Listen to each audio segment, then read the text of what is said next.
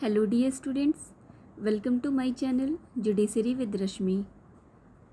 आज की वीडियो में हम भारतीय दंड संहिता 1860 के अध्याय 5 के बारे में जानेंगे। इससे पहले कि हम वीडियोस में आज के चैप्टर की तरफ बढ़ते हैं, अगर आपको चैप्टर 1 to 4 समझना है तो आप चैनल के प्लेलिस्ट में जाके भारतीय दंड संहिता 1860 के अन्य वीडियोस को देख सकते हैं, जिसमें चैप्टर वाइज सेक्शन वाइज मैंने बहुत ही डिटेल में पढ़ाया है। और आप बेयर एक्ट से रिलेटेड अपनी बेसिक कॉन्सेप्ट को क्लियर कर सकते हैं। प्री एंड मेंस ओरिएंटेड मैंने पढ़ाया है, तो आप अपने नोट्स भी तैयार कर सकते हैं, जो आपके आने वाले हर एग्ज़ाम में डेफिनेटली वो आपके लिए फ़ायदेमंद होंगे। अगर आप प्रीलिम्स की तैयारी कर रहे हैं तो मेंस तो देना ही होगा। प्रीलिम्स टाइप ऑफ एग्ज़ाम्स जहाँ भी होते हैं ना, तो उसमें इस तरीके से डायरेक्ट इंडेक्स बेस्ड क्वेश्चन होते हैं, सेक्शन से रिलेटेड डायरेक्ट क्वेश्चन होते हैं, चैप्टर से रिलेटेड डायरेक्ट क्वेश्चन होते हैं। तो ये जो फैक्ट्स होते हैं वो आपको पता होना चाहिए। वो आप मेरे वीडियोस देख करके आप नोट्स बना सकते हैं, इम्पॉर्टेंट भी मैंने उसमें बता रखा है। और मेंस के लिए आपका कॉन्सेप्ट तो क्लियर होना ही, प्रीलिम्स के लिए भी कॉन्सेप्ट क्लियर होना ज़रूरी है, बट प्रीलिम्स थोड़ा सा फैक्ट के आधार पे भी पास कर सकते हैं, लेकिन मेंस में सिर्फ फैक्ट के आधार पे तो आप नहीं कर पाएंगे ना। उसके लिए कॉन्सेप्ट आपका क्लियर होना चाहिए, किसी भी सेक्शन से रिलेटेड, सेक्शन में जो क्रूशियल वर्ड्स आते हैं वो सारी चीज़ें। तो इन सब चीज़ का ध्यान रखते हुए मैंने बहुत ही डिटेल में अपने वीडियोज़ में पढ़ाया है। तो आप मेरे सारे वीडियोज़ लेक्चर को फॉलो कर सकते हैं और बेयर एक्ट से संबंधित अपनी बेसिक कॉन्सेप्ट को क्लियर करते हुए प्री और मेंस ओरिएंटेड तैयारी कर सकते हैं और अपना साथ ही साथ नोट्स भी बना सकते हैं। अध्याय 5 दुष्प्रेरण के विषय में बात करता है। अध्याय 5 में अगर हम देखते हैं तो इसमें धारा 107 से धारा 120 तक की बातें की गई हैं। सेक्शन 107 से सेक्शन 120 तक चैप्टर 5 में दुष्प्रेरण के विषय में और उससे संबंधित बातें बताई गई हैं। सेक्शन 107 धारा 107 हम देखते हैं, यह बताता है किसी बात का दुष्प्रेरण। पहले तो हम ये समझते हैं कि दुष्प्रेरण होता क्या है। दुष्प्रेरण, इसे अबैटमेंट भी कहते हैं इंग्लिश में, और दुष्प्रेरण का सीधा सा शब्द होता है उकसाना। जैसे किसी भी वर्ड का शाब्दिक अर्थ अगर हम बोलेंगे तो दुष्प्रेरण का शाब्दिक अर्थ उकसाना होता है, उकसाना या प्रेरित करना। और लेकिन जब हम लीगल टर्म्स की बात करते हैं, उकसाना, प्रेरित करना, उत्प्रेरित करना, इन शब्दों को लीगल टर्म में इसे हम दुष्प्रेरण कहते हैं। और दुष्प्रेरण अगर हम देखें तो ये कैसे होता है, तो पहले हम चलते हैं 107 सेक्शन की तरफ, जो बताता है कि वह व्यक्ति किसी बात के किए जाने का दुष्प्रेरण करता है। जो इसके 3 टर्म्स हैं, 3 टर्मिनोलॉजी आपको ध्यान रखनी होगी जो दुष्प्रेरण में शामिल हो सकते हैं।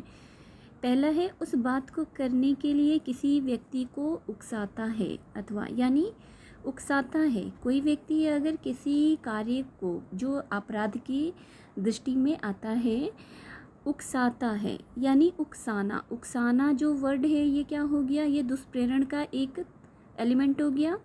सेकंड देखते हैं, उस बात को करने के लिए किसी षड्यंत्र में एक या अधिक अन्य व्यक्ति या व्यक्तियों के साथ सम्मिलित होता है, यदि उस षड्यंत्र के अनुसरण में, अब यहाँ से आपको वर्ड ध्यान पे कैच करना है, षड्यंत्र के अनुसरण में, यानी षड्यंत्र जरूरी है ना।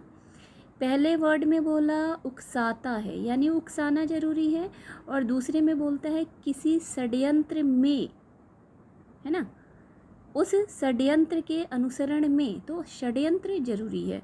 और उस बात को करने के उद्देश्य से कोई कार्य या अवैध लोप घटित हो जाए, अथवा तीसरी बात बताता है उस बात के किए जाने में किसी कार्य या अवैध लोप द्वारा साशय सहायता करता है। तो दुष्प्रेरण का कार्य, सबसे पहले ये समझेंगे कि दुष्प्रेरण जो अपराध करने वाला व्यक्ति है, जैसे किसी ने मर्डर कर दिया तो वो दुष्प्रेरक नहीं होगा।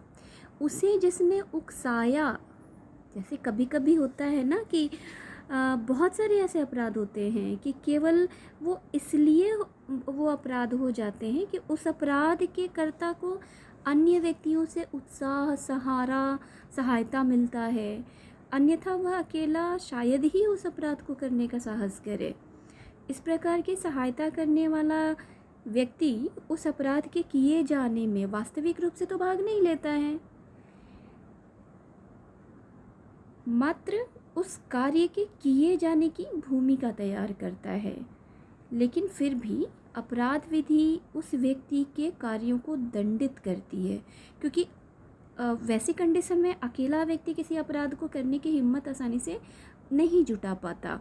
लेकिन उसे अगर किसी ने उकसाया, साशय सहायता किया और षड्यंत्र के अनुसरण में सम्मिलित हुआ, तो इन तीन तत्वों को ध्यान में रखते हुए जो उकसाने वाला व्यक्ति है वो दुष्प्रेरक होगा। उसने दुष्प्रेरण का अपराध किया, यानी मर्डर करने वाला व्यक्ति अलग अपराधी हुआ, वो तो मर्डर का अपराधी हुआ, लेकिन जिसने उकसाया वो दुष्प्रेरण का अपराधी हुआ। जैसे इससे संबंधित एक प्रसंग रामायण में आता है कि कैकेयी को मंथरा ने उकसाया। अभी तो अगर कैकेयी को मंथरा ने ऐसी बातों को कह के उकसाया नहीं होता तो कैकेयी ने कभी भी ये शर्त नहीं रखी होती कि राम को वन भेजो और भरत को सिंहासन पे बिठाओ। तो अब आप समझ पा रहे होंगे, उकसाना शब्द को आपको रिलेट कर पा रहे होंगे इस एग्जाम्पल से। तो उकसाना समझ में आ गया। उकसाने वाला व्यक्ति जो हो गया वो दुष्प्रेरक हो गया, और जो उकसाने का काम कर रहा है वो दुष्प्रेरण हो गया। और दुष्प्रेरण में तीन तत्व सम्मिलित है, कौन से? कि एक तो उकसाना, जो व्यक्ति को उकसाता है, तो उकसाने का कार्य, और षड्यंत्र द्वारा, है ना, षड्यंत्र द्वारा और उसमें सम्मिलित होना, और तीसरा है साशय सहायता। तो ये तीन दुष्प्रेरण के बेसिक एलिमेंट हो गए। इसको आपको ध्यान में रखना होगा, याद रखेंगे आप।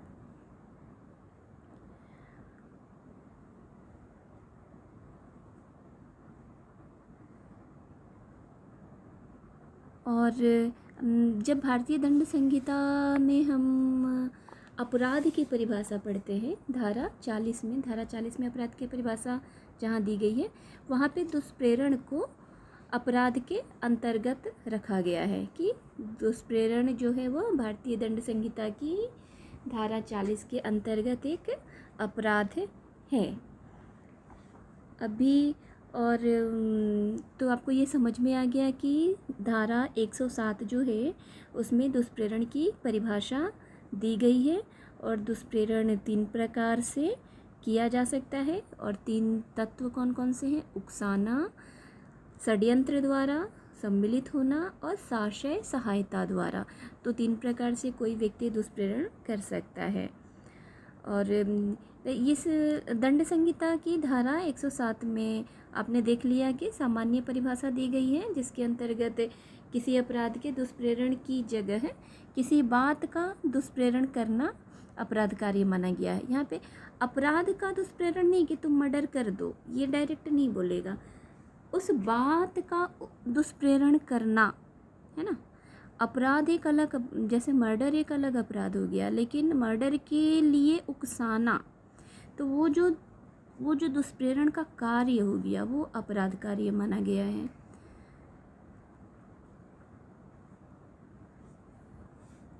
इसके स्पष्टीकरण 1 को जब हम देखेंगे तो जो कोई व्यक्ति जानबूझकर, दुर्व्यपदेशन द्वारा या तात्विक तथ्य जिसे प्रकट करने के लिए वह आबद्ध है, जानबूझकर छिपाने द्वारा स्वेच्छया किसी बात का किया जाना कारित या उपाप्त करता है, अथवा कारित या उपाप्त करने का प्रयत्न करता है, वह इस बात का किया जाना उकसाता है, यह कहा जाता है। इसको दृष्टांत के माध्यम से समझते हैं कि क जो कि एक लोक ऑफिसर है, पब्लिक ऑफिसर है, न्यायालय के वारंट द्वारा य को पकड़ने के लिए प्राधिकृत है। क एक लोक ऑफिसर है और वह य को पकड़ने के लिए प्राधिकृत है न्यायालय के वारंट के द्वारा। और ख उस तथ्य को जानते हुए और यह भी जानते हुए कि ग य नहीं है, क को जानबूझकर यह व्यपदिष्ट करता है कि ग य है और एतद द्वारा साशय क से ग को पकड़वाता है। यहाँ ख ग के पकड़े जाने का उकसाने द्वारा दुष्प्रेरण करता है, क्योंकि उसको पता था, ख को यह पता है कि फला व्यक्ति य नहीं है। य की जगह उसने दूसरे व्यक्ति को यह जानबूझकर, क एक लोक ऑफिसर को विश्वास दिला देता है कि यही व्यक्ति य है और दूसरे व्यक्ति ग को पकड़वा देता है। तो ख ने जानबूझकर ग के बारे में गलत इन्फॉर्मेशन दिया और क को भ्रमित करके ग को पकड़वाया।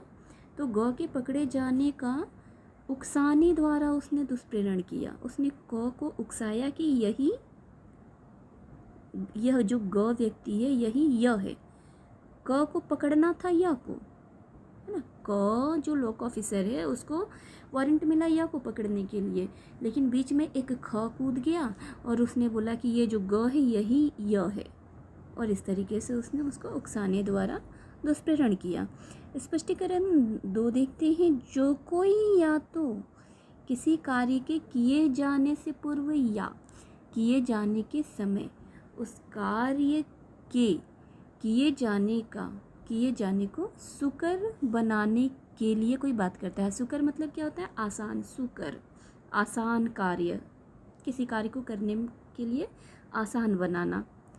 तो सुकर बनाने के लिए यानी किसी कार्य को किए जाने को आसान बनाने के लिए कोई बात करता है और एतद द्वारा उसके किए जाने को आसान बनाना यानी सुकर बनाता है, वह उस कार्य के करने में सहायता करता है, यह कहा जाता है।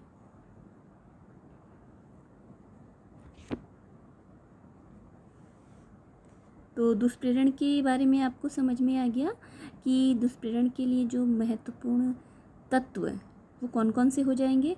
एक तो कोई दुष्प्रेरक हो, उकसाने वाला व्यक्ति हो और वह दुष्प्रेरण कर रहा हो यानी उकसा रहा हो, और उकसाना जो है वो एक अपराध है। मतलब अब ऐसा नहीं कि जिस बात के लिए उकसाया वह बात जब कारित हो जाए तो वो अपराध की श्रेणी में ना आए, ऐसा नहीं होना चाहिए। वह दुष्प्रेरण जो है एक अपराध की श्रेणी में होना चाहिए। दुष्प्रेरण के प्रकार भी आपने समझ लिया कि 3 प्रकार से दुष्प्रेरण किए जा सकते हैं, उकसाकर और षड्यंत्र के द्वारा दुष्प्रेरण और साशय सहायता के द्वारा दुष्प्रेरण। तो ये आप नोट करते चलेंगे, ये इसके इम्पॉर्टेंट एलिमेंट्स हो गए। एक केहर सिंह का केस इसमें बहुत ही फेमस है, तो ये इस तरीके से मैं बेयर एक्ट में ही ऐसे नोट कर लेती हूँ जो मेरे लिए मुझे लगता है कि मुझे इसको साथ साथ में याद रखते चलना है। तो आप भी ऐसा कर सकते हैं। बेयर एक्ट को एक शॉर्ट नोट्स की तरह यूज करना चाहिए। जब हम अध्याय 5 में दुष्प्रेरण के बारे में पढ़ते हैं तो दुष्प्रेरण जो है वो अध्याय 5 में पूर्ण नहीं है, यानी अध्याय 5 में दुष्प्रेरण के बारे में जितनी भी बातें लिखी गई हैं वो पूर्ण नहीं है। इसके साथ हमको आईपीसी के कुछ अन्य धाराओं को भी दुष्प्रेरण को दंडनीय बनाया गया है और उस हिसाब से मिलाकर पढ़ना पड़ता है। तो आप नोट डाउन कर सकते हैं, जैसे मैंने यहाँ पर ये साइड में नोट डाउन किया है। धारा 131, 135, 138, 305, 306।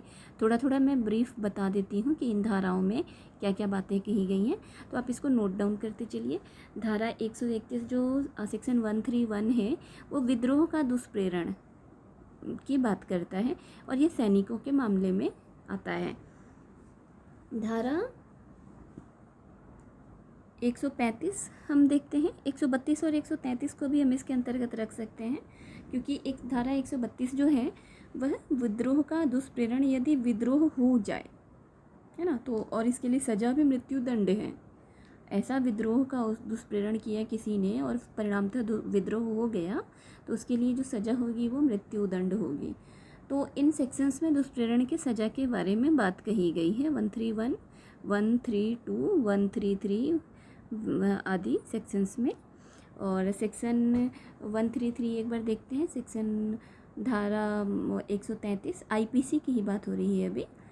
सैनिकों को अपने ऑफिसर पर हमला करने का दुष्प्रेरण, तो ये भी अपराध के अंतर्गत आएगा और इसके लिए भी मतलब ये दंडनीय है। धारा 134 यदि ऐसे दुष्प्रेरण के कारण हमला हो जाए, मतलब सैनिकों को अपने ऑफिसर पर हमला करने के लिए दुष्प्रेरण किया गया और परिणामतः सैनिकों ने हमला कर दिया, ठीक है, दुष्प्रेरण के कारण हमला किया, तो ये धारा 134 के अंतर्गत दंडनीय होगा। धारा 135 सैनिकों को अभित्यजन करने का दुष्प्रेरण है, यदि सैनिक को अभित्यजन करने का कोई दुष्प्रेरण करता है तो ये दंडनीय है। ये धारा 135 के हिसाब से है। और धारा 138 जो है वो बताती है कि सेना द्वारा अनाधीनता से कार्य करने के लिए अगर कोई दुष्प्रेरण करता है। और साथ में एक आईपीसी का ही धारा 305 आप याद रखेंगे।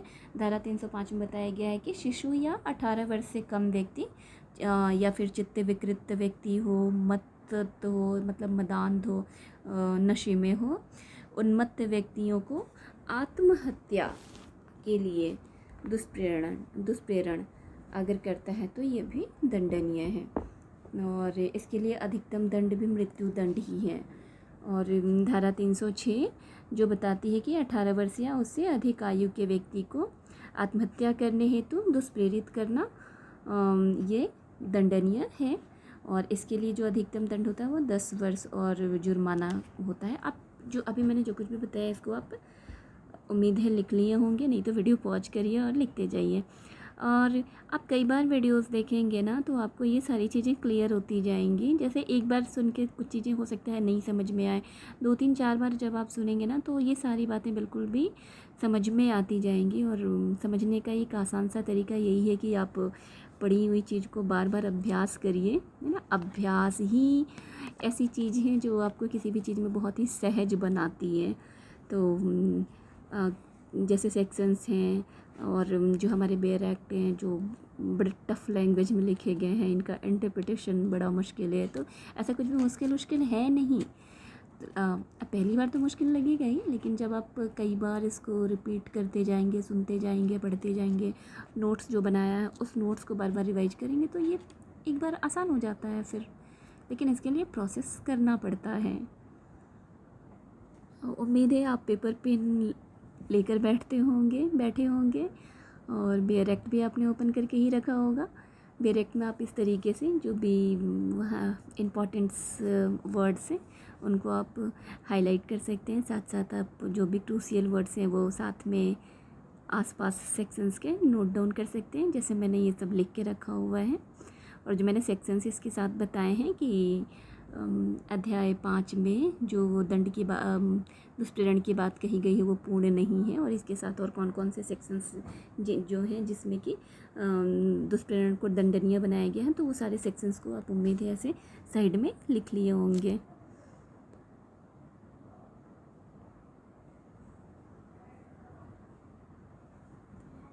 टिप्पणियों में उकसाना वर्ड को डिफाइन किया गया है, इसको हम देखते हैं। जानबूझकर दुर्व्यपदेशन या जानबूझकर व्यक्ति द्वारा तात्विक तत्व का छिपाना और स्वेच्छा से किसी चीज़ को कारित करना या उपाप्त करना या किए जाने के लिए कारित करने या उपाप्त करने का प्रयास करना उकसाना है ना। उकसाना क्या है? और इस बात को बताया गया है अमित कपूर बनाम रमेश चंद्र 2012 9 SCC 460 इस वाद में। उकसाना अगर हम देखेंगे तो उकसाना का शाब्दिक अर्थ तो आपको समझ में आ ही गया होगा, किसी कार्य को करने के लिए बढ़ावा देना, है ना। किसी कार्य को करने के लिए बढ़ावा देना, यही उकसाना है। और इसे उत्तेजित करना, उद्दीप्त करना कह सकते हैं, प्रोत्साहित करना कह सकते हैं। बहुत सिंपल सा जो हमारा लैंग्वेज होता है, भड़काना, किसी को किसी काम के लिए भड़का देना। ये अब आप अच्छी तरीके से समझ पाए होंगे कि भड़काना दुष्प्रेरण है। साधारण शब्दों में अगर हम देखते हैं तो उकसाहट किसी व्यक्ति को दोषी कार्य करने के लिए भड़काना है। उकसाहट के लिए आवश्यक है कि कुछ सक्रिय कार्यवाही की जाए, है ना। अब ऐसा नहीं कि किसी को भड़का दिया, किसी जा तो उसे मार दे और उसने कुछ किया ही नहीं, है ना, तो उसको दुष्प्रेरण नहीं माना जाएगा जब तक वो सक्रिय कार्यवाही नहीं होती है। तो उकसाहट के लिए यह आवश्यक है कि कुछ सक्रिय कार्यवाही की जाए जिसका प्रभाव अपराध कार्य को प्रोत्साहन देना हो। और मात्र सलाह सदैव दुष्प्रेरण नहीं होता है, क्योंकि दुष्प्रेरण के लिए सक्रिय कार्यवाही बिल्कुल ज़रूरी होती है। उकसाने की क्रिया और प्रत्यक्ष भी हो सकती है, अप्रत्यक्ष भी हो सकती है। एक केस से संबंधित बहुत ही इम्पोर्टेंट केस है गुनगुला मोहन रेड्डी बनाम आंध्र प्रदेश राज्य। और इस वाद में यह अभी निर्धारित किया गया कि दुष्प्रेरण उकसाने की मानसिक अथवा कोई निश्चित कार्य करने में साशय सहायता पहुंचाने की प्रक्रिया अवशिष्ट करता है। दुष्प्रेरण हेतु अभियुक्त द्वारा कुछ सकारात्मक कार्य किया जाना आवश्यक है। और मात्र स्वीकृति, मूक सहमति या मौखिक आज्ञा से उकसाना गठित नहीं होगा, किंतु यदि मूक सहमति अपराध को प्रेरित करने एवं उत्साहित करने के प्रभाव से युक्त है तो यह दुष्प्रेरण का अपराध गठित होगा। और इस बात को क्वीन बनाम मोहित के वाद में बताया गया था, निर्णित किया गया था। क्वीन बनाम मोहित के वाद में क्या निर्णित किया गया था, ध्यान से सुन लीजिए एक बार फिर से कि मात्र स्वीकृति, मूक सहमति या मौखिक आज्ञा से उकसाना जो है वो गठित नहीं, उकसाने का कार्य गठित नहीं होगा, किंतु यदि मूक सहमति अपराध को प्रेरित करने एवं उत्साहित करने के प्रभाव से युक्त है तो वह दुष्प्रेरण का अपराध गठित करेगा। दूसरा जो शब्द डिफाइन किया गया है आत्महत्या के लिए दुष्प्रेरण, यह नहीं कहा जा सकेगा कि अभियुक्त ने मृतक द्वारा आत्महत्या किए जाने को दुष्प्रेरित किया था यदि दी गई धमकी की प्रकृति तथा समय को दर्शित करने हेतु कुछ भी न हो, किंतु आत्महत्या कारित करने को सुकर बनाने के लिए जो कुछ भी किया जाए उसका उस कृत्य से निकट सामीप्य होना चाहिए। ख्याली राम एवं अन्य बनाम मध्य प्रदेश राज्य में इसको निर्णित किया गया था आत्महत्या के लिए दुष्प्रेरण।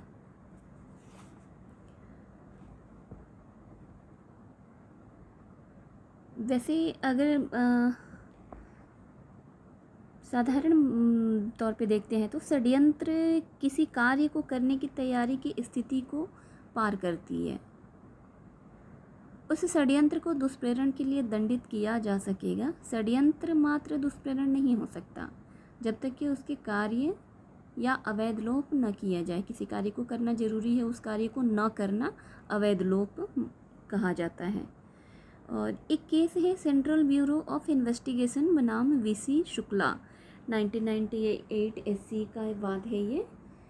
इस वाद में सुप्रीम कोर्ट ने यह अभी निर्धारित किया कि जहां अभियोजन यह सिद्ध करने में असफल रहता है कि दो में से एक अभियुक्त किसी आपराधिक षड्यंत्र में भागीदार था, ऐसी दशा में दूसरे अभियुक्त के विरुद्ध षड्यंत्र का आरोप सिद्ध नहीं माना जाएगा, क्योंकि षड्यंत्र में कम से कम दो व्यक्तियों का होना अनिवार्य है ना। षड्यंत्र द्वारा दुष्प्रेरण, तो इसके लिए अगर ऐसा दुष्प्रेरण जो कि षड्यंत्र द्वारा कारित हो रहा है तो उसमें दो व्यक्तियों का होना अनिवार्य, क्योंकि बिना दो व्यक्ति के कोई भी कार्य वह दुष्प्रेरण नहीं माना जाएगा।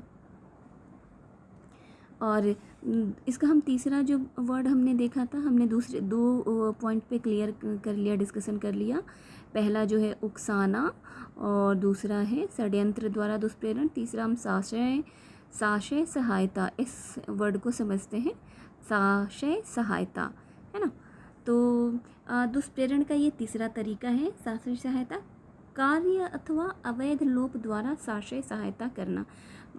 साशय सहायता द्वारा दुष्प्रेरण भी जो है वो 3 प्रकार से हो सकता है। एक तो कार्य करके सहायता प्रदान करना, और एक कार्य न करके अवैध लोप द्वारा जिसका वही परिणाम हो सहायता करना, और तीसरा है कार्य किए जाने को आसान बनाकर सहायता करना। इससे संबंधित केवल साशय सहायता द्वारा दुष्प्रेरण के मामले में दुष्प्रेरण को अग्रसर करने में कारित किए गए अपराध के अपराधी की दोष मुक्ति दुष्प्रेरक को भी दोष मुक्त कर देगी। जमुना सिंह बनाम राज्य के बाद में यह बताया गया था। एक अन्य इम्पोर्टेंट केस है इससे संबंधित, इम्परर बनाम फैयाज हुसैन। बहुत ही इम्पोर्टेंट केस है, इसको आप नोट डाउन कर लेंगे। इम्परर बनाम फैयाज हुसैन। इस वाद में एक जमींदार ने अपना मकान एक पुलिस अधिकारी को किराए पर दिया था जो एक मामले का अन्वेषण कर रहा था। जमींदार ने यह जानते हुए मकान पुलिस अधिकारी को दिया था कि मकान का उपयोग शंकायुक्त चोर को यातना देने हेतु किया जाएगा, तो यहाँ वह दुष्प्रेरण का दोषी है। एक इम्परर बनाम उमी 1882 का वाद है ये। इसमें निर्धारित किया गया कि अवैध विवाह के अवसर पर उपस्थित रहने की सम्मति मात्र या वास्तविक उपस्थिति या विवाह संपन्न कराने हेतु मकान में आवास उपलब्ध कराना अवैध विवाह का दुष्प्रेरण गठित नहीं करता, किंतु जो पुरोहित अवैध विवाहकरण समारोह में अध्यक्षता करता है भारतीय दंड संहिता की धारा 494 के अंतर्गत द्विविवाह के दुष्प्रेरण का दोषी है। यहाँ आप बात समझ पा रहे होंगे कि पुरोहित जिसने साशय अवैध विवाह करवाया हो और इस प्रकार के विवाह के हो जाने में अपना योगदान दिया हो, सहायता के द्वारा दुष्प्रेरण का दोषी है, क्योंकि पुरोहित को यह पता है कि वह दूसरा विवाह करवा रहा है और उसको यह पता है कि यह अवैध विवाह है। तो इस प्रकार से पुरोहित अवैध विवाह करण समारोह की अध्यक्षता करता है और दुष्प्रेरण के लिए वह दोषी होता है। ये एम्परर बनाम उमी 1882 का वाद है। इसे आप याद भी रखेंगे, नोट डाउन भी करेंगे, हाईलाइट भी करेंगे बेयर एक्ट में। अब हम चलते हैं सेक्शन 108 की तरफ, कि सेक्शन 107 में मुझे लगता है जितनी भी पॉइंट बन सकते थे मैंने वो सारा डिस्कस कर लिया है, और आपके प्री के पॉइंट ऑफ व्यू से, मेंस के पॉइंट ऑफ व्यू से दोनों ये इम्पॉर्टेंट आपका तैयार हो गया है। सेक्शन 107 आपने बहुत अच्छे से समझ लिया होगा। सेक्शन 108 की तरफ चलते हैं, और धारा 108 जो है वह दुष्प्रेरक की बात करता है। दुष्प्रेरण के संबंध में हमने ये समझ लिया कि दुष्प्रेरक किसे कहेंगे, है ना। दुष्प्रेरण उकसाना हो गया, और उकसाने वाला जो उकसाने का कार्य करने वाला जो व्यक्ति हो गया वो दुष्प्रेरक हो गया। तो उकसा रहा है ना, कोई उकसा रहा है ना, कौन उकसा रहा है, तो जो उकसाने का कार्य कर रहा है वो दुष्प्रेरक हो गया।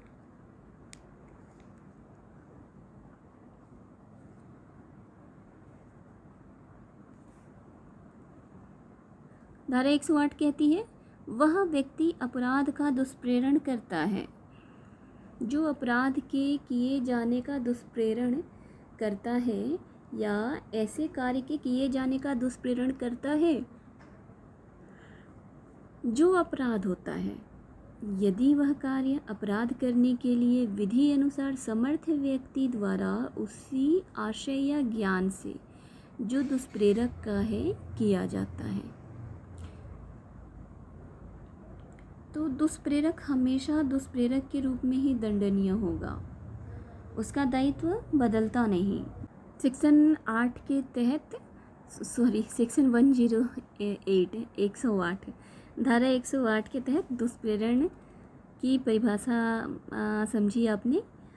जो व्यक्ति किसी अपराध का दुष्प्रेरण करता है या किसी ऐसे कार्य का दुष्प्रेरण करता है जो किसी विधिक रूप से समर्थ व्यक्ति द्वारा किए जाने पे अपराध होता है, दुष्प्रेरक कहलाता है। और धारा 108 के अनुसार आपने समझ लिया दुष्प्रेरक की परिभाषा क्या है। तो इस परिभाषा के हिसाब से हम ये कह सकते हैं कि दुष्प्रेरक शब्द का अर्थ क्या होगा? दुष्प्रेरण करने वाला, यानी भड़काने वाला, उकसाने वाला, किसी आपराधिक कार्य को करने के लिए प्रेरित करने वाला, है ना? तो ऐसा व्यक्ति दुष्प्रेरक हो गया।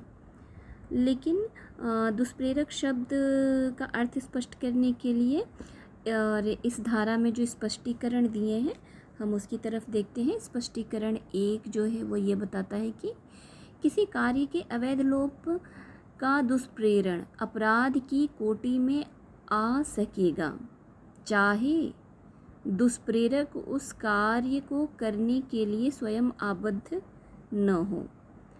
स्पष्टीकरण 2 देखते हैं। दुष्प्रेरण का अपराध गठित होने के लिए यह आवश्यक नहीं है कि दुष्प्रेरित कार्य किया जाए या अपराध गठित करने के लिए अपेक्षित प्रभाव कारित हो। यह आवश्यकता नहीं है, यह आवश्यक नहीं है ना,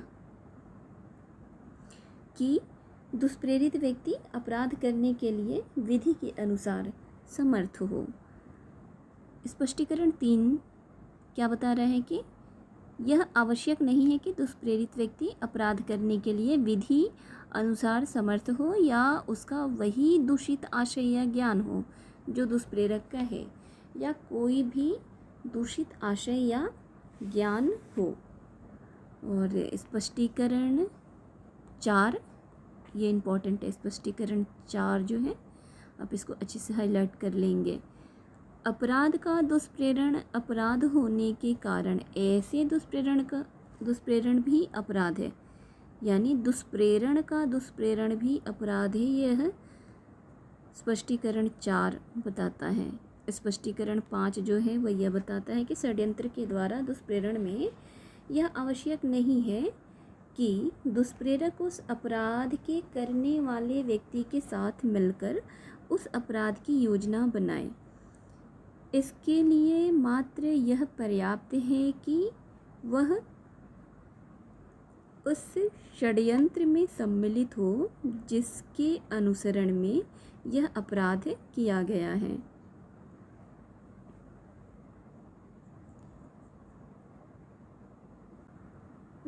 दुष्प्रेरक को यानी धारा 108 को हम और दृष्टांत के माध्यम से ऐसे समझ सकते हैं कि क ख को ग की हत्या करने के लिए उकसाता है, ख वैसा करने से इनकार कर देता है।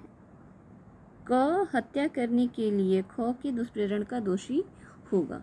यह दृष्टांत ख से स्पष्ट हो गया कि दुष्प्रेरण किया, दुष्प्रेरक ने दुष्प्रेरण किया, दुष्प्रेरण के परिणाम स्वरूप वह अपराध गठित नहीं किया गया, लेकिन फिर भी जो दुष्प्रेरक होगा वह दुष्प्रेरण करने का दोषी होगा। और सेकंड दृष्टांत, ख की हत्या करने के लिए, घ की हत्या करने के लिए ख को क उकसाता है। ख ऐसी उकसाहट के अनुसरण में घ को वध करता है, घ का घाव अच्छा हो जाता है। क हत्या करने के लिए ख को उकसाने का दोषी होगा।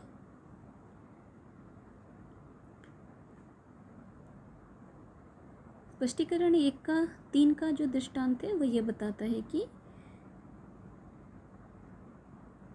क दूषित आशय से एक शिशु या पागल को वह कार्य करने के लिए दुष्प्रेरित करता है जो अपराध होगा, यदि वह ऐसे व्यक्ति द्वारा किया जाए जो कोई अपराध करने के लिए विधि अनुसार समर्थ है और वही आशय रखता है जो कि क का है, चाहे वह कार्य किया जाए या न किया जाए, क अपराध के दुष्प्रेरण का दोषी होगा।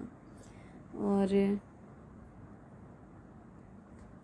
इसका एक दृष्टांत, ख को एक निवास गृह में आग लगाने के लिए क उकसाता है। ख चित्त विकृति के परिणाम स्वरूप उस कार्य की प्रकृति या यह कि वह जो कुछ कर रहा है वह दोषपूर्ण या विधि के प्रतिकूल है, जानने में असमर्थ होने के कारण क के उकसाने के परिणाम स्वरूप उस गृह में आग लगा देता है। ख ने कोई अपराध नहीं किया है, किंतु क एक निवास गृह में आग लगाने के अपराध के दुष्प्रेरण का दोषी है और उस अपराध के लिए उपबंधित दंड से दंडनीय है।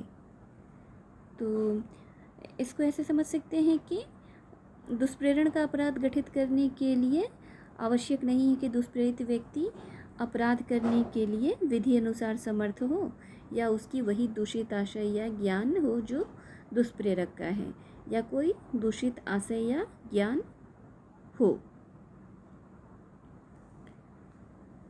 और दुष्प्रेरक को दंडित करने के लिए आवश्यक भी नहीं है कि दुष्प्रेरित व्यक्ति ने अपराध कारित किया हो तथा दंडित हुआ हो। ये बातें स्पष्ट हो गई होंगी। दुष्प्रेरण का अपराध दुष्प्रेरक के आशय पर निर्भर करता है। ये आप नोट डाउन कर लीजिए कि दुष्प्रेरण का जो अपराध है वह दुष्प्रेरक के आशय पर निर्भर करता है, न कि दुष्प्रेरित कार्य के परिणाम पर। परिणाम कोई हो इससे कोई मतलब नहीं है। दुष्प्रेरक को दंडित करने के लिए बिल्कुल भी आवश्यक नहीं है कि दुष्प्रेरित व्यक्ति ने अपराध कारित किया, और ये भी आवश्यक नहीं है कि जिसे अपराध करने हेतु दुष्प्रेरित किया जाए वह अपराध कारित करे ही। तो ये सब बातें स्पष्ट हो पा रही होंगी आपको दुष्प्रेरक के बारे में। स्पष्टीकरण 4, 5 ये हमने समझ लिया था। स्पष्टीकरण 5 जो है वो षड्यंत्र के माध्यम से दुष्प्रेरण के अपराध में लागू होता है। और स्पष्टीकरण 5 के अनुसार यह आवश्यक नहीं है कि षड्यंत्र में सम्मिलित प्रत्येक व्यक्ति षड्यंत्र के प्रत्येक भेद से परिचित हो या उसके प्रत्येक विवरण को जानता हो। यह स्पष्टीकरण 5 बताने का प्रयास कर रहा है। और यह भी आवश्यक नहीं है कि दुष्प्रेरक अपराध करने वाले व्यक्ति के साथ विचार विमर्श करें। इस प्रकार से धारा 108 के बारे में जो समझ पाएँ उसको एक शब्दों में ऐसे लिख सकते हैं कि उकसाने के माध्यम से दुष्प्रेरण का अपराध दुष्प्रेरक के आशय पर निर्भर करता है, न कि दुष्प्रेरित व्यक्ति द्वारा यथार्थतः किए गए कार्य पर। और धारा 108 क की तरफ बढ़ते हैं। धारा 108 क भारत से बाहर के अपराधों का भारत में दुष्प्रेरण इस बात की बात करता है। वह व्यक्ति इस संहिता के अर्थ के अंतर्गत अपराध का दुष्प्रेरण करता है जो भारत से बाहर और उससे परे किसी ऐसे कार्य के किए जाने का भारत में दुष्प्रेरण करता है जो अपराध होगा यदि भारत में किया जाए। समझ पाए? इसे ऐसे समझ सकते हैं कि भारत में भारतीय नागरिक द्वारा उस अपराध का दुष्प्रेरण जो विदेश में कारित हुआ हो उसे भारत में अपराध नहीं माना जाएगा। धारा यही बात बता रही है। अच्छा, ये धारा जो 108 क लिखा हुआ है, जहाँ पर भी ऐसे नंबर के बाद क ख ग ऐसे लिखा रहेगा A B, तो इसका मतलब है कि ये धारा बाद में जोड़ी गई है। एक बहुत ही फेमस केस है queen empress versus Ganpat Rao Ramchandra 1895। Bombay high court का वाद था। इसमें जो निर्णय आया उसके पश्चात यह धारा 108 का जोड़ी गई और यह 1898 में जोड़ी गई थी। इस केस में यही बात कही गई थी कि भारत में भारतीय नागरिक द्वारा उस अपराध का दुष्प्रेरण जो विदेश में कारित हुआ हो उसे भारत में अपराध नहीं माना जाएगा। दृष्टांत के माध्यम से इसे समझते हैं। क भारत में ख को जो गोवा में विदेशीय है गोवा में हत्या करने के लिए उकसाता है। क हत्या के दुष्प्रेरण का दोषी है। उकसाता कहाँ है? गोवा में। अगर यह अपराध भारत के बाहर होगा तो दोषी नहीं होगा। अपराध भारत के अंदर होगा तो ही वह दुष्प्रेरण का दोषी होगा। धारा 109 दुष्प्रेरण का दंड यदि दुष्प्रेरित कार्य उसके परिणाम स्वरूप किया जाए और जहाँ की उसके दंड के लिए कोई अभिव्यक्त उपबंध नहीं है, है ना। तो सिंपल सा ये समझ सकते हैं कि आईपीसी में जो दंड का सबसे पहले बात तो ये जान लीजिए कि आईपीसी में जो दंड का प्रावधान है वो सेक्शन 109 से ही शुरू होता है। तो मैंने यहाँ पे लिख भी रखा है आईपीसी का प्रथम सेक्शन जिसमें दंड का प्रावधान है। अभी इसके पहले हम सिर्फ अपराध अपराध अपराध अपराध पढ़ रहे थे, दंडनीय होगा दंडनीय होगा दंडनीय होगा, लेकिन दंड की जो बात है, दंड का जो प्रावधान है तो वो जो वर्णित किया गया है तो वो पहली धारा 109 है। इसे आप ये इम्पॉर्टेंट फैक्ट है, याद रखेंगे। और आईपीसी में दंड जो 109 से शुरू होता है, इसमें सफल दुष्प्रेरण की बात की गई है, क्योंकि कहता है ना कि यदि दुष्प्रेरित कार्य उसके परिणाम स्वरूप किया जाए और जहाँ की उसके दंड के लिए कोई अभिव्यक्त उपबंध नहीं है तो सफल दुष्प्रेरण वर्णित है धारा 109 में। यह धारा सफल दुष्प्रेरण के मामले में अवशेषी धारा मानी जाती है और यह धारा तब लागू होगी जब दिए गए दुष्प्रेरण के लिए आईपीसी में किसी दूसरी जगह दंड का प्रावधान नहीं किया गया है। टाइटल ही बता रहा है ये बात, और दंड उतना ही दिया जाएगा जो उस अपराध के लिए विहित है। जिस अपराध के लिए दुष्प्रेरण किया गया, उस अपराध के लिए जितनी मात्रा में दंड का प्रावधान किया गया है उतना ही दंड दिया जाएगा। धारा 109 आप समझ पा रहे होंगे। इसका मेन पॉइंट ही है कि उस दंड से दंडित किया जाएगा जो उस अपराध के लिए उपबंधित है। जिस अपराध के लिए दुष्प्रेरण का कार्य हुआ है, उस अपराध के लिए जो सज़ा है वैसी ही सज़ा दुष्प्रेरण अपराध किए जाने के बाद दुष्प्रेरण के लिए दी जाएगी। दृष्टांत से समझते हैं। एक दृष्टांत देखते हैं इसका। दृष्टांत ख देखते हैं। ख को मिथ्या साक्ष्य देने के लिए क उकसाता है। ख उस उकसाहट के परिणाम स्वरूप वह अपराध करता है। क उस अपराध के दुष्प्रेरण का दोषी है और उसी दंड से दंडनीय है जिसमें ख है। मैं साथ साथ में बैरक पढ़ती भी रहती हूँ, जैसे कि मैंने रीड करके बता दिया, फिर उसके जो भी एक्सप्लेनेशन है वो बता दिए, उससे इम्पॉर्टेंट केस और उससे इम्पॉर्टेंट जो भी क्रूशियल पॉइंट्स होते हैं वो मैं बता देती हूँ। साथ साथ में इसको पढ़ती भी हूँ ताकि आप जब साथ में पढ़ रहे हैं तो, क्योंकि क्या होता है ना, खुद से अकेले पढ़ने में वो समझ में कई बार नहीं आता है, कई बार वो वर्ड्स जो है छूट के आगे चले जाते हैं और वो सेक्शन क्लियर नहीं हो पाता है। तो इसलिए साथ में मैं एक बार ऐसे पढ़ भी देती हूँ दृष्टांत और स्पष्टीकरण, ये सारी चीज़ें, ताकि आप मेरे साथ साथ उस पर एक बार एक रीडिंग लगा लें, उसके इम्पॉर्टेंट लाइंस को अंडरलाइन कर लें और उसके जो भी फैक्ट्स हैं उसको साइड में आप नोट डाउन करते रहें और आपका नोट्स तैयार होता जाएगा। धारा 110 की बात करते हैं तो इसमें यह सिद्धांत बताया गया है कि दुष्प्रेरक के दायित्व का विस्तार नहीं होगा और दुष्प्रेरण का दंड यदि दुष्प्रेरित व्यक्ति दुष्प्रेरक के आशय से भिन्न आशय से कार्य करता है ना। तो सिंपल सा सिद्धांत है, यानी धारा 110 से आगे जब हम पढ़ते हैं 110, 11, 111, 113, 114, तो इसमें दुष्प्रेरक का दायित्व बताया गया है। तो धारा 110 जो है वो दुष्प्रेरक के दायित्व के बारे में बताती है कि दुष्प्रेरक के दायित्व का विस्तार नहीं होगा। लेकिन धारा 111, 112, 113 ये जो धाराएं हैं वो धारा 110 का अपवाद मानी जाती हैं।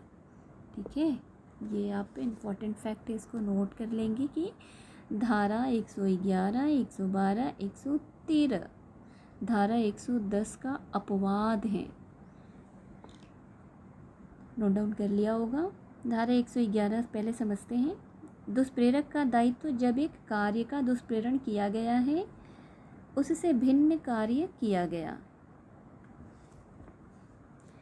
धारा 111 के अनुसार जबकि किसी एक कार्य का दुष्प्रेरण किया जाता है और कोई भिन्न कार्य किया जाता है, तब दुष्प्रेरक उस कार्य के किए जाने के लिए उसी प्रकार से और उसी विस्तार तक दोषी होगा मानो उसने सीधे उसी कार्य का दुष्प्रेरण किया हो। परंतु इसका परंतु क्या कहता है कि यह तब जबकि किया गया कार्य दुष्प्रेरण का अधिसंभाव्य परिणाम था और उस उकसाहट के असर के अधीन या उस सहायता से उस षड्यंत्र के अधीन किया गया था जिससे कि वह दुष्प्रेरण गठित होगा। इसको ऐसे समझ सकते हैं कि ख को ग का गृह जलाने के लिए क उकसाता है। दृष्टांत ख के माध्यम से देखिए, ख को य को आप कुछ भी समझ लें कि ख को ग का गृह जलाने के लिए क उकसाता है। ख उस गृह को आग देता है और उसी समय वहाँ संपत्ति की चोरी करता है। क यद्यपि गृह को जलाने के दुष्प्रेरण का दोषी है किंतु चोरी के दुष्प्रेरण का दोषी नहीं है, क्योंकि वह चोरी एक अलग कार्य थी और उस गृह कार्य के जलाने का अधिसंभाव्य परिणाम नहीं था। ऐसा नहीं था कि ऐसा जरूरी नहीं है कि अगर घर में आग लगाई गई तो वहाँ चोरी करना अनिवार्य है, ऐसा नहीं था। अधिसंभाव्य परिणाम चोरी नहीं था घर जलाने का। तो इसलिए यहाँ पे जो दुष्प्रेरक होगा वह सिर्फ आग जलाने के दुष्प्रेरण का दोषी होगा, चोरी के दुष्प्रेरण का दोषी नहीं होगा। एक इम्पोर्टेंट केस है मथुरा दास। इसमें स्टेट जज ने यह प्रक्षित किया कि यदि एक व्यक्ति किसी दूसरे व्यक्ति को एक विशिष्ट अपराध कारित करने के लिए उकसाता है और वह दूसरा व्यक्ति ऐसे उकसाहट के अनुसरण में केवल उसी अपराध को नहीं करता है अपितु ऐसा करने के दौरान उसके अग्रसरण में एक दूसरा अपराध कारित करता है, तो पहला व्यक्ति बाद वाले अपराध के लिए दुष्प्रेरक के रूप में उत्तरदायी होगा। यदि कार्य ऐसा है जिसे एक युक्त व्यक्ति की तरह उकसाने के समय ही उसे जान लेना चाहिए था कि मौलिक अपराध को कारित करते समय ही उसका कारित किया जाना संभाव्य है।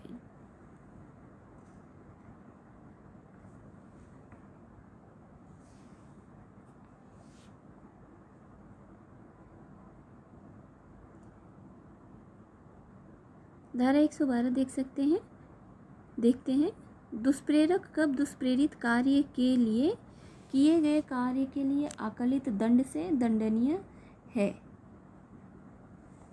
धारा 111 में जो दुष्प्रेरक का दायित्व का विस्तार की बात की गई है कि धारा दुष्प्रेरक के दायित्व का विस्तार होगा या नहीं होगा, इस बात का प्रावधान धारा 111 में किया गया है। यानी दुष्प्रेरक के दायित्व का विस्तार होगा या नहीं होगा यह धारा 111 बताती है। और धारा 112 में दायित्व का विस्तार हो जाने पर दंड का प्रावधान किया गया है। धारा 112 के तहत दुष्प्रेरित कार्य तथा भिन्न कार्य दोनों के लिए दंडित होगा।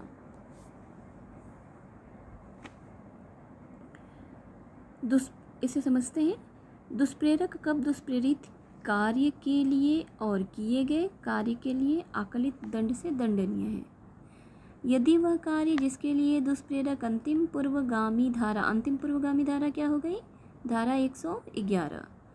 तो यदि वह कार्य जिसके लिए दुष्प्रेरक धारा 111 के अनुसार दायित्व के अधीन है, दुष्प्रेरक कार्य के अतिरिक्त किया जाता है, वह कोई सुभिन्न अपराध गठित करता है, तो दुष्प्रेरक उन अपराधों में से हर एक के लिए दंडनीय नहीं है। दृष्टांत से इसे ऐसा समझ पाएंगे कि ख को एक लोक सेवक द्वारा किए गए करस्थम का बलपूर्वक प्रतिरोध करने के लिए क उकसाता है। ख परिणाम स्वरूप उस करस्थम का प्रतिरोध करता है। प्रतिरोध करने में ख करस्थम का निष्पादन करने वाले ऑफिसर को स्वेच्छा या घोर उपहति कारित करता है। ख ने करस्थम का प्रतिरोध किया और स्वेच्छा या घोर उपहति कारित करने के 2 अपराध किए हैं।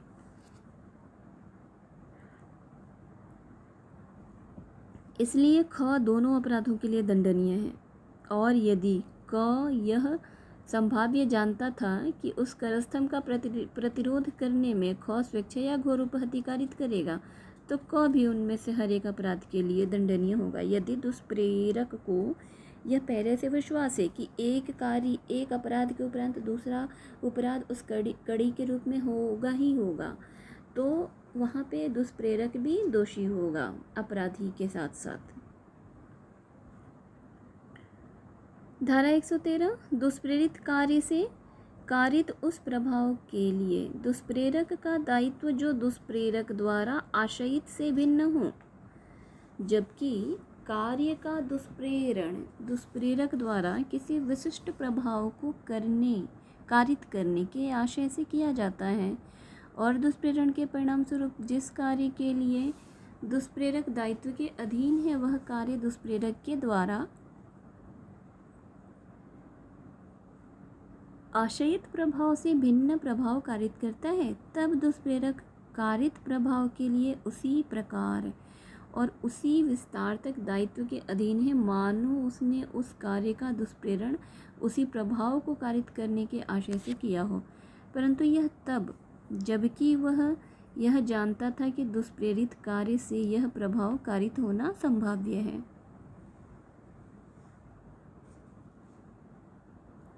दृष्टांत बताती है कि य को घोर उपहति करने के लिए ख को क उकसाता है। ख उस उकसाहट के परिणाम स्वरूप य को घोर उपहति कारित करता है, परिणामतः य की मृत्यु हो जाती है।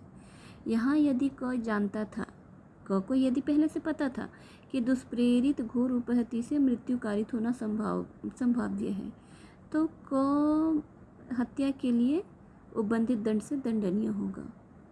अगर दुष्प्रेरण का परिणाम मृत्यु संभाव्य है, तो ऐसी स्थिति में क हत्या के लिए उबंधित दंड से दंडनीय होगा। धारा 114 अपराध किए जाते समय दुष्प्रेरक की उपस्थिति की बात करता है। जब कभी कोई व्यक्ति जो अनुपस्थित होने पर दुष्प्रेरक के नाते दंडनीय होता, उस समय उपस्थित हो जब वह कार्य या अपराध किया जाए जिसके लिए वह दुष्प्रेरण के परिणाम स्वरूप दंडनीय होता, तब यह समझा जाएगा कि उसने ऐसा कार्य या अपराध किया है। ऐसी दशा में दुष्प्रेरक के रूप में नहीं दायी होगा। मतलब ऐसी दशा में दुष्प्रेरक के रूप में दायी नहीं होगा, बल्कि मुख्य अपराधकर्ता, वास्तविक अपराधकर्ता के रूप में दंड से दायी होगा।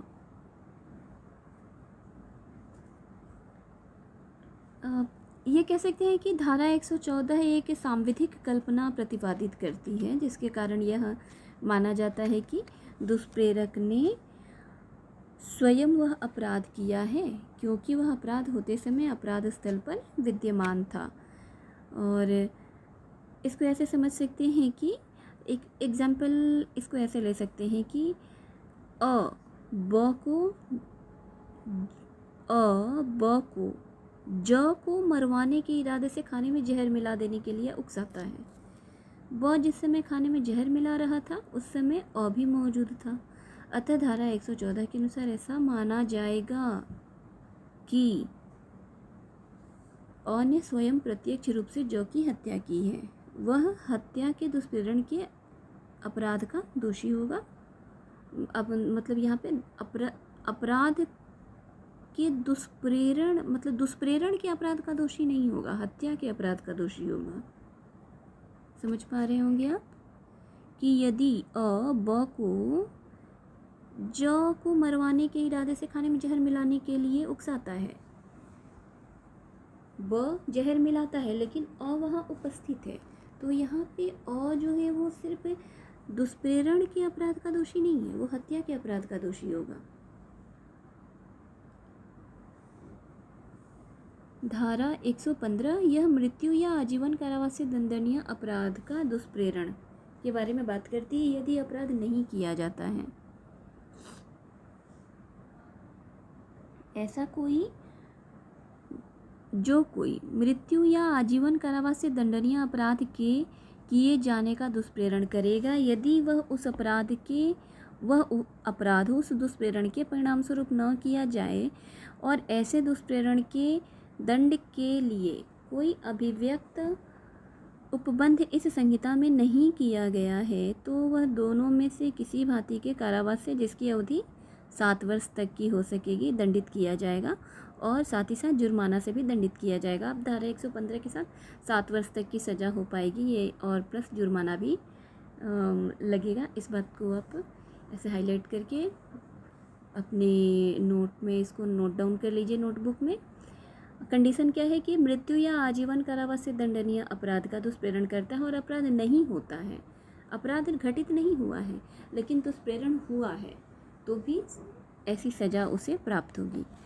यदि अपहानि करने वाला कार्य परिणाम स्वरूप किया जाता है और यदि ऐसा कार्य कोई कार्य कर दिया जाए जिसके लिए दुष्प्रेरक उस दुष्प्रेरण के परिणाम स्वरूप दायित्व के अधीन हो और जिससे किसी व्यक्ति को उपहति कारित हो, तो दुष्प्रेरक दोनों में से किसी भांति के कारावास से, जिसकी अवधि 14 वर्ष तक की हो सकेगी, दंडनीय होगा और जुर्माने से दंडनीय होगा। इसे दृष्टांत के माध्यम से समझ पाएंगे। ख को य की हत्या करने के लिए क उकसाता है, वह अपराध नहीं किया जाता है। यदि य की हत्या ख कर देता है तो वह मृत्यु या आजीवन कारावास के दंड से दंडनीय होता है। इसलिए क कारावास से, जिसकी अवधि 7 वर्ष तक की हो सकेगी, दंडनीय है और जुर्माने से भी दंडनीय है। और यदि दुष्प्रेरण के परिणाम स्वरूप य को कोई उपहति हो जाती है तो वह कारावास से, जिसकी अवधि 14 वर्ष तक की हो सकेगी, दंडनीय होगा और जुर्माने से भी दंडनीय होगा। मृत्यु के लिए उकसाता है, मृत्यु नहीं होती है तो 7 वर्ष तक की सज़ा होगी प्लस जुर्माना होगा, और उससे कोई घोर उपहति हो जाती है तो 14 वर्ष तक की सज़ा होगी और प्लस जुर्माना से भी दंडित किया जाएगा। धारा 116 कारावास से दंडनीय अपराध का दुष्प्रेरण। यदि अपराध न हो तो उस स्थिति में जो कोई कारावास से दंडनीय अपराध का दुष्प्रेरण करेगा, यदि वह अपराध उस दुष्प्रेरण के परिणाम स्वरूप न किया जाए और ऐसे दुष्प्रेरण के दंड के लिए कोई अभिव्यक्त उपबंध इस संहिता में नहीं किया गया है ना, कि ऐसे किसी कार्य के लिए दुष्प्रेरण किया गया है जिसके दुष्प्रेरण के दंड की बात इस संहिता में उपबंधित ही नहीं है, तो वह उस अपराध के लिए उपबंधित किसी भांति के कारावास से ऐसी अवधि के लिए जो उस अपराध के लिए उपबंधित दीर्घतम अवधि के 1/4 भाग तक हो सकेगी, और ऐसे और साथ ही या जुर्माने से भी जो उस अपराध के लिए उपबंधित है, या साथ ही दोनों से दंडित किया जाएगा। यदि दुष्प्रेरक या दुष्प्रेरित व्यक्ति ऐसा लोक सेवक है जिसका कर्तव्य अपराध निवारित करना हो, है ना, और यदि दुष्प्रेरक या दुष्प्रेरित व्यक्ति ऐसा लोक सेवक है जिसका कर्तव्य ऐसे अपराध के किए जाने को निवारित करना है, तो वह दुष्प्रेरक उस अपराध के लिए उपबंधित किसी भांति के कारावास से ऐसी अवधि के लिए जो उस अपराध के लिए उपबंधित दीर्घतम अवधि के आधे भाग तक हो सकेगी, या ऐसे जुर्माने जो उस अपराध के लिए उपबंधित हैं, या दोनों से दंडित किए जाएंगे।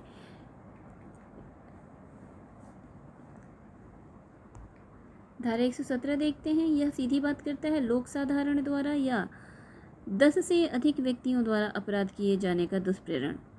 जो कोई लोक साधारण द्वारा या 10 से अधिक व्यक्तियों की किसी भी संख्या या वर्ग द्वारा किसी अपराध के किए जाने का दुष्प्रेरण करेगा, वह दोनों में से किसी भांति के कारावास से, जिसकी अवधि 3 वर्ष तक की हो सकेगी, या जुर्माने से या दोनों से दंडित किया जाएगा।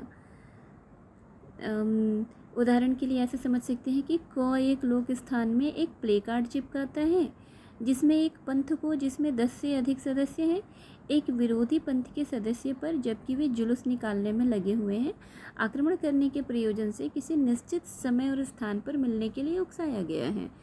तो यहाँ क ने इस धारा में जो अपराध की बात की गई है वह अपराध किया है। लोक साधारण द्वारा 10 से अधिक व्यक्तियों द्वारा अपराध किए जाने का उसने दुष्प्रेरण किया है। धारा 118 यह मृत्यु या आजीवन कारावास से दंडनीय अपराध की परिकल्पना को छिपाने की बात करता है। जो कोई मृत्यु या आजीवन कारावास से दंडनीय अपराध का किया जाना सुकर बनाने के आशय से या संभाव्यतः एतद द्वारा सुकर बनाएगा यह जानते हुए, है ना, ऐसे अपराध के किए जाने की परिकल्पना के अस्तित्व को किसी कार्य या अवैध लोक द्वारा या इनक्रिप्शन या उपकरण छिपाने की किसी अन्य सूचना के प्रयोग द्वारा स्वेच्छा या छिपाएगा, या ऐसी परिकल्पना के बारे में ऐसा व्यपदेशन करेगा जिसका मिथ्या होना वह जानता है। यदि अपराध कर दिया जाए, यदि अपराध नहीं किया जाए, यदि ऐसा अपराध कर दिया जाए तो वह दोनों में से किसी भांति के कारावास से जिसकी अवधि 7 वर्ष तक की हो सकेगी, अथवा यदि अपराध न किया जाए तो वह दोनों में से किसी भांति के कारावास से जिसकी अवधि 3 वर्ष तक की हो सकेगी दंडित किया जाएगा, और दोनों दशाओं में से हर एक में जुर्माने से भी दंडनीय होगा। और यदि अपराध कर दिया जाता है ना, यदि अपराध कर दिया जाएगा तो 7 वर्ष तक की कारावास की सज़ा होगी, और यदि अपराध नहीं किया जाता है तो 3 वर्ष तक की अवधि की कारावास की सज़ा होगी। धारा 118 के में किए गए दुष्प्रेरण कार्य और उसे छुपाए जाने के लिए, सुकर बनाने के लिए। दृष्टांत के माध्यम से इसको समझ सकते हैं कि क यह जानते हुए कि ख स्थान पर डकैती पड़ने वाली है, मजिस्ट्रेट को यह मिथ्या इत्तिला देता है कि डकैती ग स्थान पर जो विपरीत दिशा में पड़ने वाली है, और इस आशय से कि एतद द्वारा उस अपराध का किया जाना सुकर बनाए मजिस्ट्रेट को भुलावा देता है। यहाँ इसने गलत इन्फॉर्मेशन दिया, तो डकैती परिकल्पना के अनुसरण में ख स्थान पर पड़ती है, क इस धारा के अधीन दंडनीय। धारा 118 के तहत इसने क्या किया, छिपाया, बात को छिपाया। और धारा 119 किसी ऐसे अपराध के किए जाने की परिकल्पना का लोक सेवक द्वारा छिपाया जाना जिसका निवारण करना उसका कर्तव्य है ना। अब यहाँ पे लोक सेवक के संदर्भ में बात करता है कि जो लोक सेवक उस अपराध का किया जाना जिसका निवारण करना ऐसे लोक सेवक के नाते उसका कर्तव्य है। उसका कर्तव्य है कि उस अपराध का निवारण करना है, लेकिन वह उस अपराध के किए जाने को सुकर बनाने के आशय से या संभाव्यता एतद द्वारा सुकर बनाएगा, यह जानते हुए ऐसे अपराध के किए जाने की या ऐसी परिकल्पना के बारे में ऐसा व्यपदेशन करेगा जिसका मिथ्या होना वह जानता है। तो ऐसी स्थिति में यदि अपराध हो जाएगा तो उसको दीर्घतम अवधि से आधी अवधि तक के कारावास की सज़ा हो सकेगी, और यदि अपराध मृत्यु आदि से दंडनीय है तो अपराध मृत्यु या आजीवन कारावास से दंडनीय है तो दोनों में से किसी भांति के कारावास से जिसकी अवधि 10 वर्ष तक की हो सकेगी की सज़ा उसे प्राप्त होगी, दंडित होगा। और यदि अपराध नहीं किया जाए तो ऐसी स्थिति में दीर्घतम अवधि की 1/4 तक की कारावास की सज़ा हो सकेगी, या जुर्माने से उसे दंडित किया जाएगा, या दोनों से भी दंडित किया जा सकता है। धारा 120 कारावास से दंडनीय अपराध की परिकल्पना को छिपाना। जो कोई उस अपराध का किया जाना जो कारावास से दंडनीय है सुकर बनाने के आशय से या संभाव्यता एतद द्वारा सुकर बनाएगा, यह जानते हुए ऐसे अपराध के किए जाने की परिकल्पना के अस्तित्व को किसी कार्य या अपराध अवैध लोक द्वारा स्वेच्छया छिपाएगा, या ऐसी परिकल्पना के बारे में ऐसा व्यपदेशन करेगा जिसका मिथ्या होना वह जानता है। यदि अपराध कर दिया जाए और यदि अपराध कर नहीं किया जाए तो दोनों दशा में इसकी सज़ा क्या होगी। यदि अपराध कर दिया जाएगा तो उसकी सज़ा ऐसे कारावास की दीर्घतम अवधि की 1/4 तक हो सकेगी, और यदि अपराध नहीं किया जाए तो कारावास की दीर्घतम अवधि के 8वें भाग तक की सज़ा हो सकेगी। तो इस प्रकार आज हमने अध्याय 5 के बारे में समझा। सेक्शन 107 से सेक्शन 120 सेक्शन धारा 107 से धारा 120 तक अध्याय 5 को दुष्प्रेरण, दुष्प्रेरक और दुष्प्रेरण के लिए किस दशा में क्या सजा होगी, किस प्रकार से दंडनीय होगा, कौन कौन से कार्य दुष्प्रेरण समझकर दंडनीय होंगे, इन सब बातों की चर्चा की उम्मीद है। आपको वीडियोस लेक्चर समझ में आ रहे होंगे और आपकी लाइफ में वैल्यू भी ऐड कर रहे होंगे। आप अपने नोट्स तो श्योर बना रहे होंगे। और वीडियो यहाँ तक देखने के लिए थैंक यू, और प्लीज़ इसे लाइक, शेयर एंड सब्सक्राइब भी कर दीजिए।